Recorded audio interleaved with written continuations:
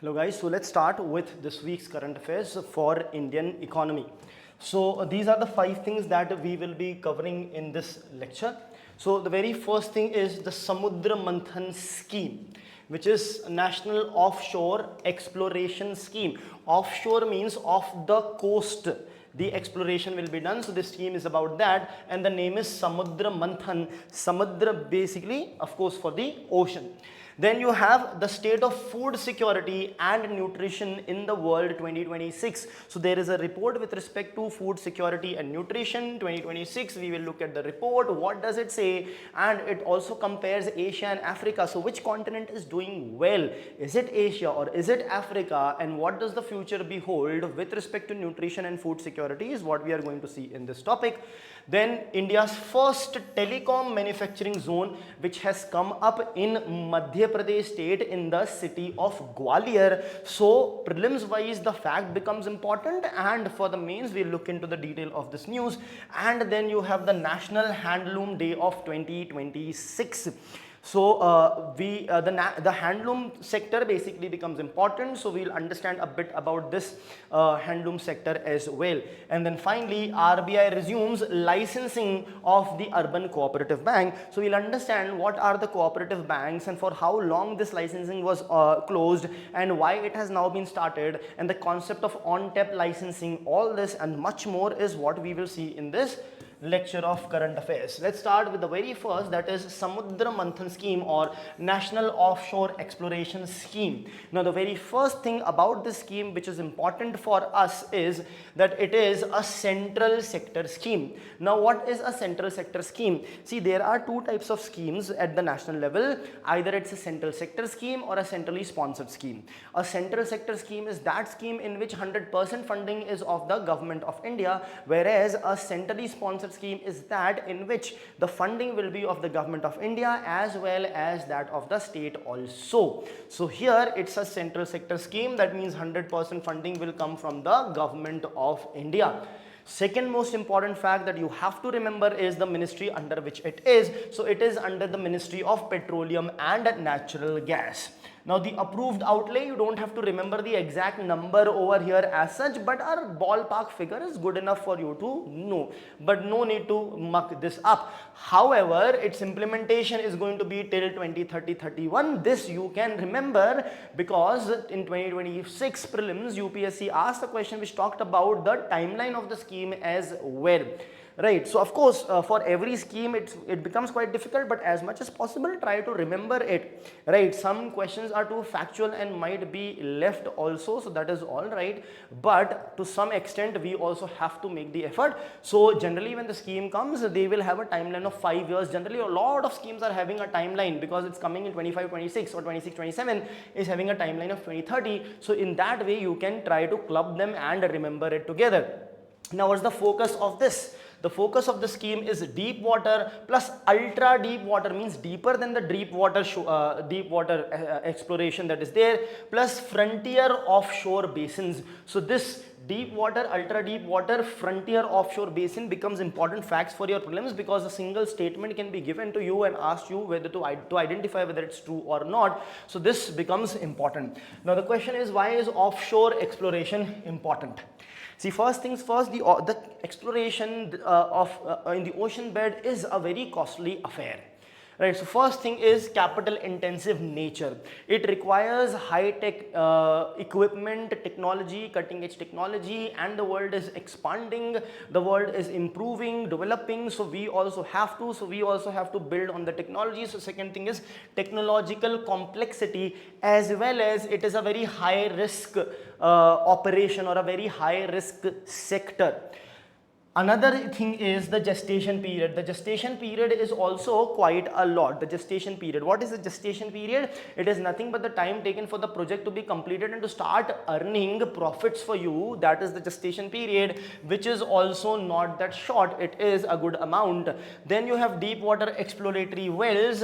125 to 150 million dollars is what the project funding requirement would be for that. Existing fields, only 6 basically 6 to 7% of annual production decline is there in the existing field. So rather than increasing the production, there is a decline in the production.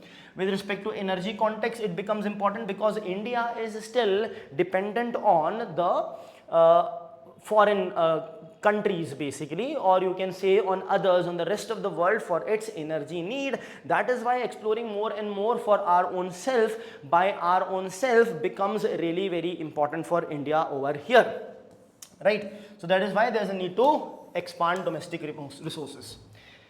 Okay, next, the scheme itself. So here what will happen is, with respect to the exploration, the seismic data acquisition. First thing that you will do is the acquisition of the seismic data. Seismic is with respect to the earthquake, with respect to the seismic waves, right, which are mechanical waves which propagate mechanically, right? So seismic data acquisition, then its interpretation is important. Then in that deep water, ultra deep water drilling will be done, and scientific drilling in the frontier basins, right? Subsequent to that, infrastructure will also be provided. As you can see over here, infrastructure. What infrastructure? Common offshore production, evacuation infrastructure. What is this evacuation infrastructure? See, when you are doing drilling or construction projects in the ocean bed or inside the ocean, you have to evacuate the water, create a vacuum, and then start your drilling processes. As you can see it over here, inside the ocean it is there. So the infrastructure required here is also complex, and some massive infrastructure requires technical expertise to produce that. And oil and gas manufacturing and services zones will be provided. Now, what are the enablers of the scheme? Digital program management. The program would be managed digitally. Technology adoption, capacity building, and international cooperation will be there. In this globalized connected world, international cooperation is there in a lot of projects. Now, financial outlay and the risk sharing. Let us see that. So total outlay is over 84,000 crore. We have seen it. So with respect to the component, if we see 60 deep water exploratory wells will be there, which is more than half of the cost of the project. Then the seismic data acquisition, as we have seen, 28,534 crore. Common offshore infrastructure, 10,000 crore, and manufacturing and services zone is the lowest with 2,000 crore. So you should remember the highest outlay goes to 60 deep water exploratory wells that would be created or constructed over here. Now let us look at the targets and the expected outcomes. So the resource and production of 600 mmtoe, basically additional reserves will be created, and domestic production 62 to 80 per year is there. This will lead to 600 plus. Okay, so that will lead to a considerable increase in the total capacity is what this project will do. Now the question is, why does it matter? We have already seen that India is presently dependent on other countries, so that dependency needs to go away so that we have energy security. When the dependency goes away, we will become Atmanirbhar, self-dependent or independent. That means Atmanirbhar Bharat vision will be achieved in this sector. Private investment will also basically flourish because of that. It will create an industrial ecosystem, employment will be generated, both direct and indirect, and a strategic potential India will get in its international relations, geopolitical stand, and we will be able to leverage this better, because the moment you are less dependent on the rest of the country, it makes it easier for you. Alright, I hope that's clear. If you have any doubts, guys, please ask me. Let's move ahead to the next news, that is the state of food security and nutrition in the world 2026, the report. Right, so let's see what the core finding is, the key finding. The key finding says that the global hunger declined for third consecutive year. Now this is a good thing, but at the same time we need to understand that the hunger issue is so massive, it is so deep rooted, it is so highly concentrated, it is so much that there will be improvement only. Right, so that is also a perspective to remember. And also what happens is, when the things are worse, a small push, low hanging fruits can be got out of hunger, so it helps us to do those things. If let's say hunger has basically been reduced considerably, then to reduce it further is going to be a Herculean task. Now also it's a Herculean task, but for a different reason, because massive number of people are hungry. If only 1% people are hungry across the world, then it will be a different kind of a challenge, but it's better to have that challenge than the present one. So here for third consecutive year it has declined. Undernourishment, if you see, from 8.6% to 7.8%. That means still approximately 8%. So 8 is 64. So around 64 million people, that means 6.5 crore people are still undernourished. So anyway, they have given the number also over here. 645 million still remain undernourished.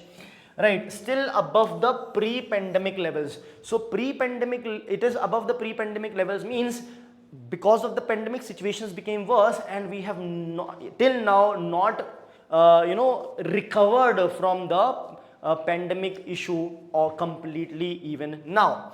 Now this is important. This fact can be directly asked in prelims because this has happened now, wherein Africa has overtaken Asia. Right, so Africa, 309 million people from Africa alone, and then Asia is second.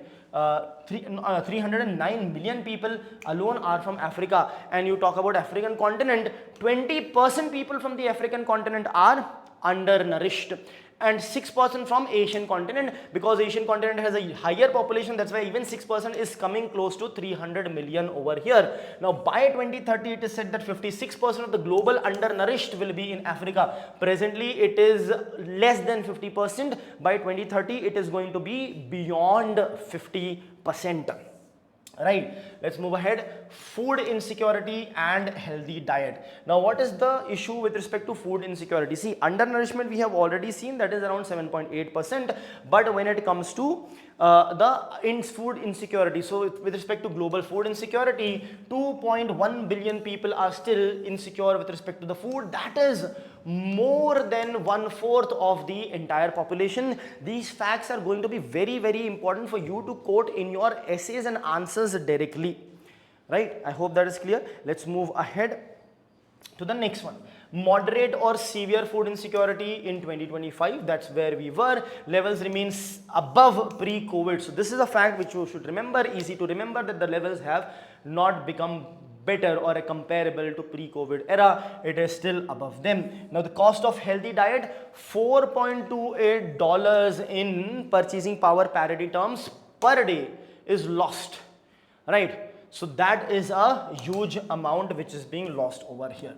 Let's look at the progress. Now the progress remains uneven. That means progress is there, but in different continents, different countries, the progress is going to be uneven. Minimum dietary diversity. So children 6 to 23 months, the minimum dietary diversity is 30.8. It barely changed from 29.4 a decade ago. It was 29.4. Now we have only climbed up to 30.8. So that's not a massive increase. When it comes to women, 62.7, this is better as compared to the children, but still nearly 1 in 3 women, they lack adequate dietary diversity. So that is still a problem. Now India and SOFI, basically this is a you can say collaboration that we are going to talk about. So undernourishment in Southern Asia from 13.9 to 9.3. So there is a good improvement over here. India significantly contributed to this regional improvement. India is a significant contributor. Remember one thing, India has done considerably well in eradicating poverty, in lowering the hunger. We have done quite well. Also, of course, one of the reasons was the high numbers. So it you will have massive numbers that will come out as well, but nonetheless credit where it is due. Over the years since independence, we have done a good job in poverty alleviation and eradication of hunger, though of course we are far away from reaching the numbers that we would want to reach. Right. Now India's food security and nutrition architecture, let's understand that. We have the National Food Security Act, under which 75% of the rural population and 50% of the urban population are provided cheap food grains. That's our National Food Security Act, which is undertaken through the targeted public distribution system. Then you have PMGKAY, wherein free food grains to Antyodaya Anna Yojana people is provided, and to also do PHH. What is PHH? Priority households. ठीक है. Then there are other schemes as well. For example, Pradhan Mantri Poshan Scheme. Previously it was known as the midday meal scheme. It has been renamed to Pradhan Mantri Poshan Scheme, wherein hot cooked meals are given to the school going children, the children going to the schools, right? That also helps, you know, to increase the number of amount of attendance also in the school. ठीक है. Then this is, I think, a repeat slide. Now let's move ahead and look at the outcome. So the outcome from National Family Health Survey 5 to 6, what the outcome is. If you look at the indicator, stunting. So when it comes to stunting, the stunting has gone down from 35.5 to 29.3. Severe wasting in children has also gone down.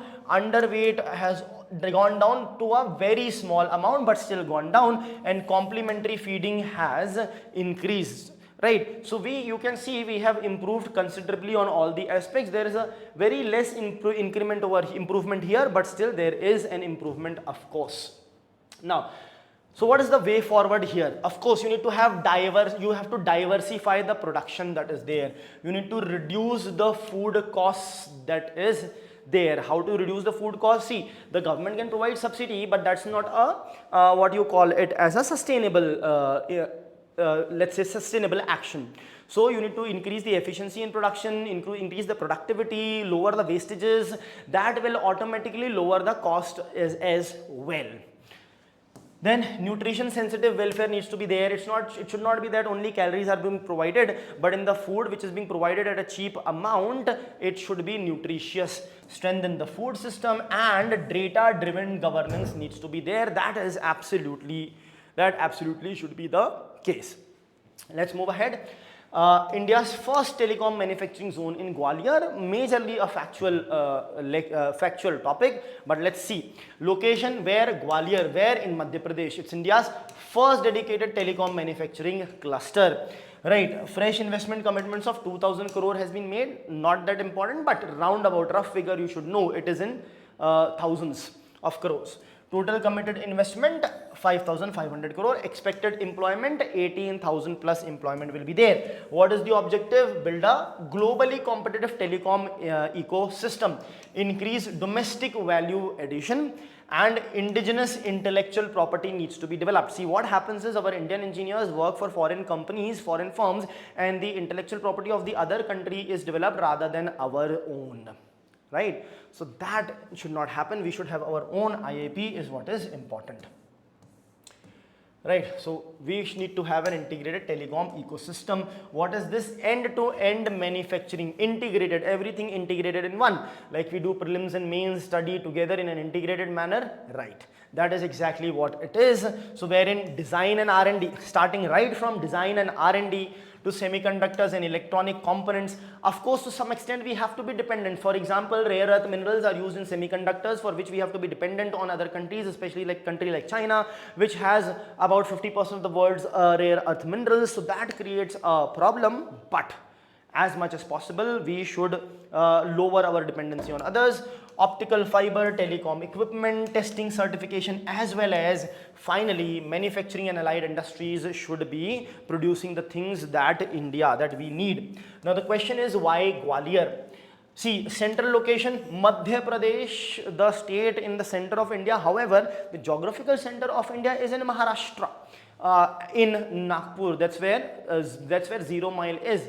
What's the 0 mile? The latitude and longitude that is passing through India, they intersect exactly at that point. So India, if you basically draw a line here and draw a line here, the middle of east and west and north and south exactly meets here in Nagpur, which is the geographical center. But the state of Madhya Pradesh is majorly in between, because Maharashtra is basically something like that, wherein Nagpur is here, but the rest of Maharashtra is on the western side, whereas Madhya Pradesh is more at the middle ground of India. That's why, so central location, strong road and rail connectivity, skilled workforce, competitive operating costs, existing industrial ecosystem is also present. So basically, all in all Madhya Pradesh was a convenient state to do that. It does not mean that other states would not have been, but ultimately you have to choose one to start with. So Madhya Pradesh is the state that has been chosen. Going forward, it might be there in other states as well, right? Let's look at the implementation and significance. It will be implemented by a special purpose vehicle. What's a special purpose vehicle? A vehicle or an organization or a committee or a group which is established for a certain task, for a certain purpose. They undertake that purpose completed. When it's done, the SPV will be done away with. It's under the Department of Telecommunication, of course, plus Government of Madhya Pradesh. What will the state provide? Very important in UPSC prelims. They can directly ask you what are the things provided by the state, so on and so forth. So we should know land, capital, skill development, employment linked incentives, logistics support, etc.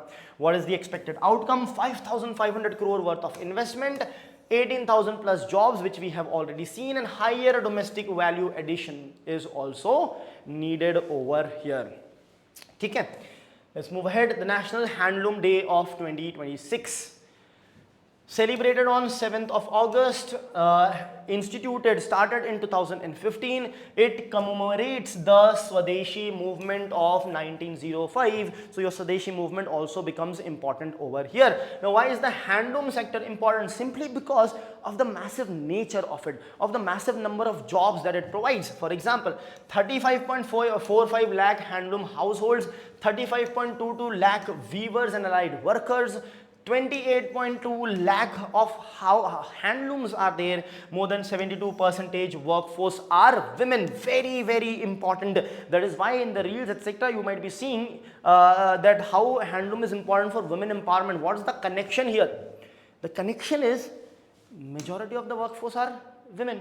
So that is why very important for women empowerment. Nearly 80% looms are in rural areas. So rural development empowerment is also very important over here. Now, what are the key features?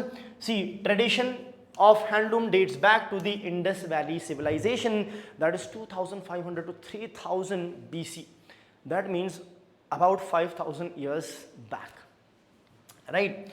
Now, reference to spinning and weaving is mentioned in our Rig Veda, in our Ramayana, Mahabharata, as well as by Kautilya. So the Mahakavyas means the great poems that are there. So it is mentioned in the great poems Ramayana, Mahabharata. It is also mentioned in the Vedas, that is Rig Veda, and mentioned in Kautilya by Kautilya as well.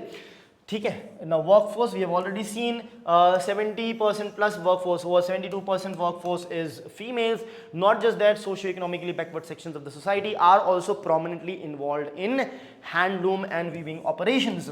Now what's the core government support over here? First things first, National Handloom Development Program, which is a need-based integrated support. As much as is needed is going to be provided. So it's a need-based for weaver welfare, infrastructure, credit, design of product, as well as marketing over here.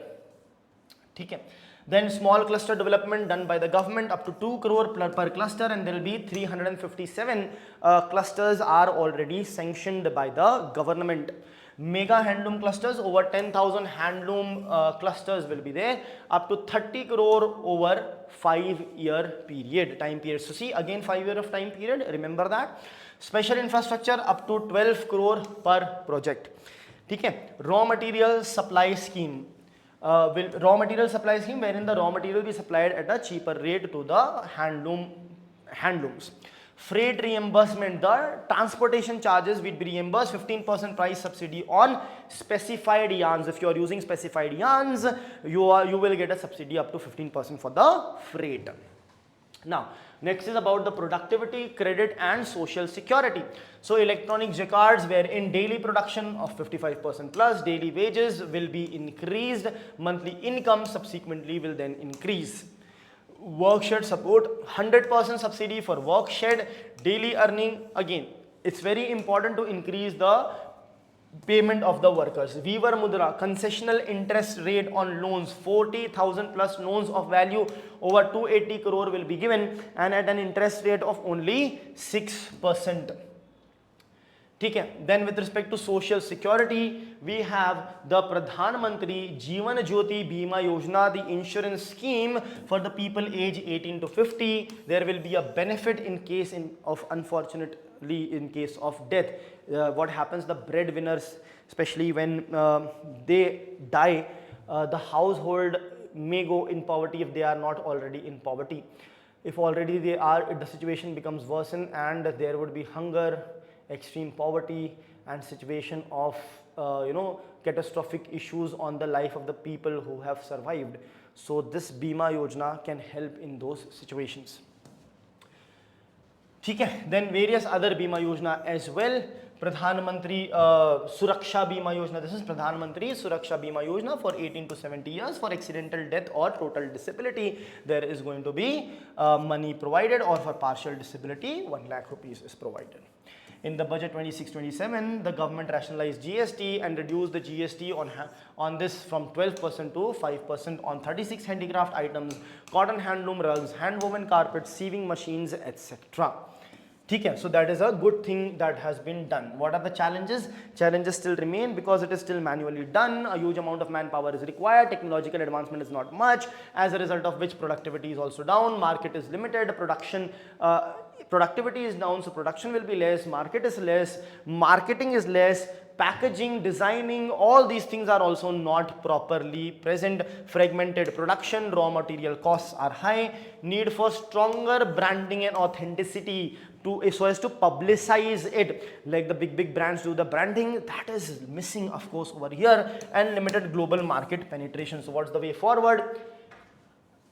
Our heritage, we need to add technology to it, which will increase the market which will be given, so that will help us to propagate it further and help the people involved in this sector. Modernize the traditional clusters, expand the digital and export markets, strengthen GI, handloom mark and India handloom brand. Improve the access to affordable credit and raw materials. See, whatever has been the challenges, you try to solve them, that is your solution. Promote design innovation, strengthen women-led and rural enterprises, protect the traditional craftsmanship, increasing productivity as well as value addition. I hope that's clear. Any doubts, guys? Please ask. Let's move ahead to the last news, that is RBI resuming licensing of the Urban Cooperative Bank. Now, this makes the Indian banking chapter even more important. If it was already very important, 4 to 5 questions come every year in prelims. So in the Indian banking system structure, you should know that there are commercial banks and non-commercial banks. Under commercial banks, you have the scheduled commercial banks and non-scheduled commercial banks. Under non-commercial banks, you have development banks and cooperative banks. So in cooperative banks, you will have urban cooperative banks, rural cooperative banks. We are here talking about the urban cooperative banks. Now, before we go into the detail of the news, let's understand what is a cooperative bank. See, cooperative bank is a bank which is formed by the people coming together when they form a cooperative society. So it's a cooperative bank which has been formed by the coming together of the people, right? Now, why do they come together and form a bank? See, bank is an intermediary which works on profit motive and when you deposit money with the bank, you get very low interest rate. When you loan money, you get a higher interest rate. The difference between the two is basically the spread of the bank. From that, in that included is the profit of the bank. So people come together, deposit their money, become members of their cooperative bank, and then lend out money from that bank to each other only.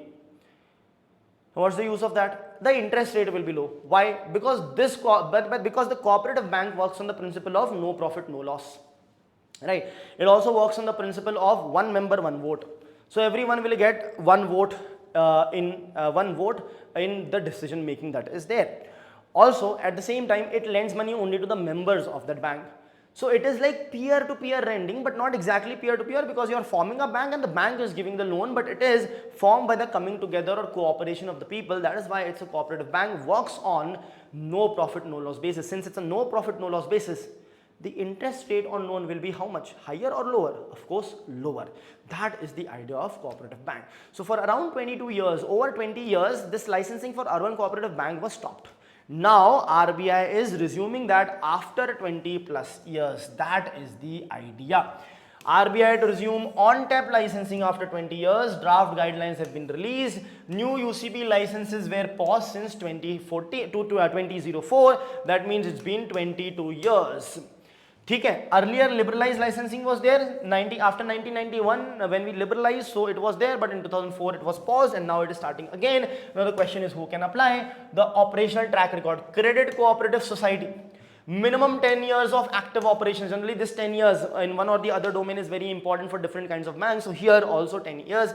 Capital size, minimum deposit base of 10,000 crore, minimum net worth of 300 crore, financial health, CRAR, capital to risk weighted asset ratio should be more than or equal to 13%, and net NPAs should be, NPAs non-performing assets should be less than or equal to 3%, not more than that. Now what are USBs?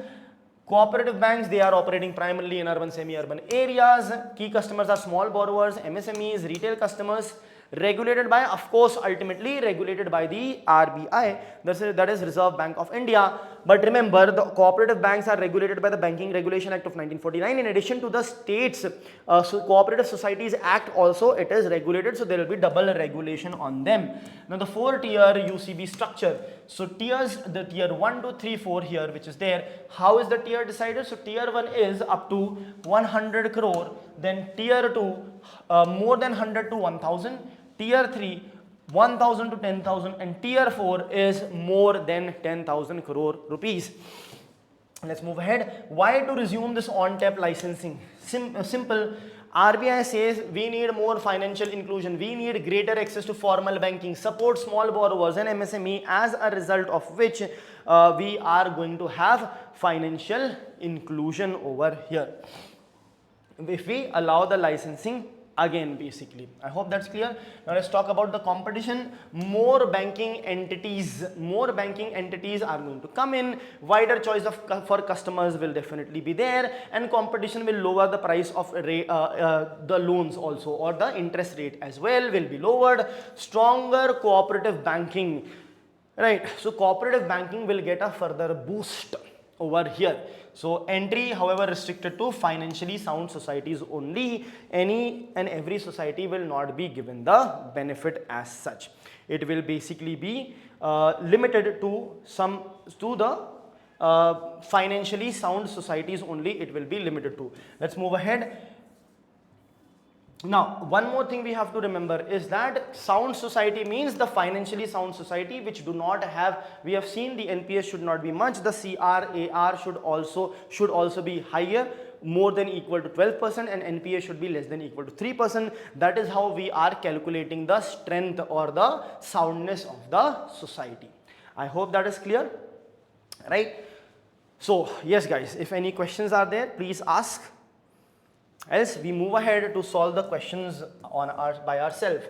First question, with reference to Samudra Manthan scheme, consider the following statements. Statement 1, it is a central sector scheme of the Ministry of Petroleum and Natural Gas. Yes, that's correct. So this option is gone. Statement 2, the government may support up to 50% of eligible drilling costs subject to a prescribed ceiling per well. Statement 3, the scheme is restricted exclusively to shallow water. This is wrong. So 3 is wrong. So this is wrong. This is wrong. The correct answer is 1 and 2 only. Let's move ahead. Next, the state of food security and nutrition in the world, SOFI 2026 report highlights which one of the following developments. Number 1, Asia continues to have the largest absolute population facing hunger globally. That's the first statement. It is incorrect because Africa has overtaken. Africa has surpassed Asia in the absolute number of people facing hunger. Yes, absolutely. Statements. Then C option, global undernourishment has increased. No, it has reduced. Affordability of a healthy diet has improved uniformly across. No, it is uneven. We have seen that. So only second, that is option B, is the correct option over here. Next question. Consider the following statements regarding India's first dedicated telecom manufacturing zone. It seeks to integrate activities ranging from telecom R&D and semiconductors, etc. Yes, it is intended to shift India's telecom ecosystem from a predominantly services-led model towards greater product manufacturing and exports. The project is being implemented exclusively by the government of Madhya Pradesh without participation of the union government. That is incorrect. 2 is correct. So 3 is wrong. This is wrong. 1 and 2 is the right option. Next, with reference to India's handloom sector, consider the following statements. 1. National Handloom Day commemorates the launch of the Swadeshi movement in 1905. Yes, more than 70% of India's handloom workforce comprises of women. Yes. The handloom mark is primarily intended to certify the geographical origin of the handloom product? No, that is geographical indicator. So 1 and 2 are right over here. Next, which one of the following explains the rationale behind RBI's proposed on-tap licensing framework for urban cooperative bank? To permit unrestricted entry of new unrestricted, no, it's not unrestricted, no, anyone and everyone cannot enter. To combine greater entry into cooperative banking with minimum standards of operational experience, no, with minimum standards of operational experience, capital adequacy and asset quality, yes. This looks right, but let's read the other options as well. To transfer the primary regulation from RBI to registrar, that is incorrect. To replace the existing 4-tier UCB framework with a single regulatory category, no, that is incorrect. Option B is the correct option. Which is the longest option? Option B, and that actually is the correct one as well. I hope that's clear. Yes guys, any question? So that's about it in this week's Indian economy current affairs. Please go through the reader also that has been provided to you, and make sure you do it in an integrated manner and immediately after the class, so that you could relate, and then later on when you go to revise, it will be easy for you. So that's about it from my end. Make sure you subscribe to Legacy IAS Academy's YouTube channel, so that you, and also hit that bell icon so that you are notified every time we go live or we bring out another video. That's about it. Study well. All the best.